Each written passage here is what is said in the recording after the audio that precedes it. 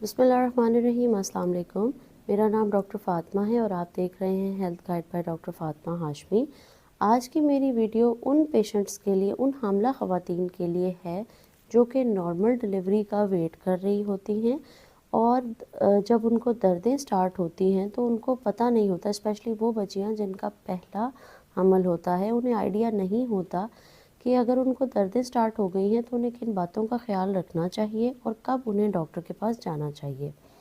सबसे पहले मैं ये बताना चाहूँगी कि जब भी कोई ख़ातून जिसकी नॉर्मल डिलीवरी एक्सपेक्टेड होती है और उसका वेट वो कर रही होती है, अगर उसको 9वें महीने के स्टार्ट में, दरमियान में या उसके एंड पे दर्दें लगती हैं तो स्टार्ट में अमूमी तौर पर शुरू में जो दर्दें होती हैं वो हल्की होती हैं। जिस तरह से पीरियड्स की पेन होती है उस तरह से हल्की हल्की दर्दें ऑफ एंड ऑन कभी कभार मरीज़ा को महसूस होती हैं, जिसकी वजह से पेशेंट्स बाज़ औक़ात बहुत परेशान भी हो जाते हैं कि ये इर्रेगुलर पेन्स उनको आई जा रही होती हैं, कभी आती हैं फिर गायब हो जाती हैं, तो वो ये समझती हैं कि शायद उनके अंदर कोई मसला है।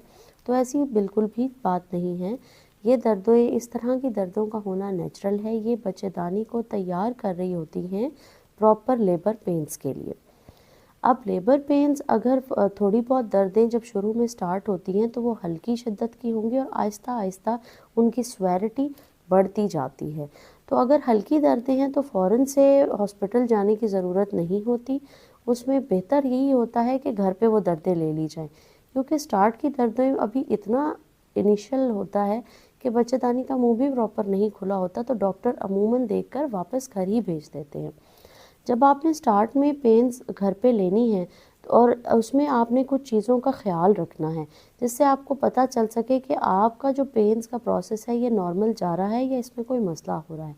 सबसे पहली चीज़ ये है कि आपने अपने बच्चे की हरकत का बहुत ख्याल रखना होता है कि आपका बच्चा ठीक तरीके से हरकत कर रहा है या नहीं कर रहा। दूसरी जो इम्पोर्टेंट चीज़ आपने ये देखनी होती है कि पानी की थैली तो नहीं फटी। पानी के थैले फटने का ये मतलब होता है कि बच्चे के गिर्द जो थैली है अगर वो फट जाती है दर्दों के प्रेशर की वजह से, तो पेशाब की तरह छूट कर पानी पड़ता है जो कि पाँव तक आ जाता है, कपड़े गीले हो जाते हैं या फर्श पर भी बह सकता है। या तीसरी चीज़ जो इसमें होती है वो है खून का पड़ना। थोड़ा बहुत खून पड़ना नॉर्मल है, लेकिन अगर ज़्यादा ब्लीडिंग हो जाए तो आपने डॉक्टर को ज़रूर रुजू करना होता है। अब अगर बच्चे की हरकत ठीक रहती है, पानी की थैली नहीं पड़ती और ब्लीडिंग भी ज़्यादा नहीं होती, तो स्टार्ट में हल्की फुल्की पेन्स का फेज़ घर में गुजारा जा सकता है।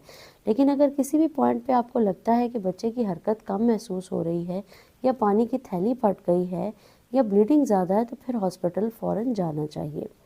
दर्दों को देखने के लिए कि क्या वो नॉर्मल पेन्स हैं या इर्रेगुलर पेन्स हैं, जिनको फॉल्स पेन्स कहा जाता है, उसमें ये देखा जाता है कि 10 मिनट में कितनी दर्दें आ रही हैं। नॉर्मल लेबर पेन्स को इस तरह से देखा जा सकता है कि 10 मिनट में 3 से 4 पेन्स हैं और हर पेन का जो दौरानिया है वो 35 से 40 सेकंड हो, यानी वो एक रेगुलर इंटरवल के बाद आएंगी और उनकी ड्यूरेशन भी इतनी हो, तब हम उसको नॉर्मल लेबर पेन्स करते हैं। और अगर इस इंटेंसिटी से पेन्स आना शुरू हो जाती हैं तो फिर आप ज़रूर हॉस्पिटल जाइए, डॉक्टर से रजू कीजिए ताकि कोई कॉम्प्लिकेशन ना हो और आपकी टाइमली आपका एडमिशन हो सके और प्रॉपरली जो भी डिलीवरी के प्री रेक्विजिट्स हैं वो पूरे हो सकें। ये थी आज की वीडियो। उम्मीद है आपको पसंद आई होगी। वीडियो अच्छी लगे तो इसको लाइक कीजिए, इसको शेयर कीजिए, चैनल को सब्सक्राइब कीजिए और बेल नोटिफिकेशन को प्रेस कर दीजिए ताकि मज़ीद आने वाली इन्फॉर्मेटिव वीडियोस आप तक पहुंच सकें।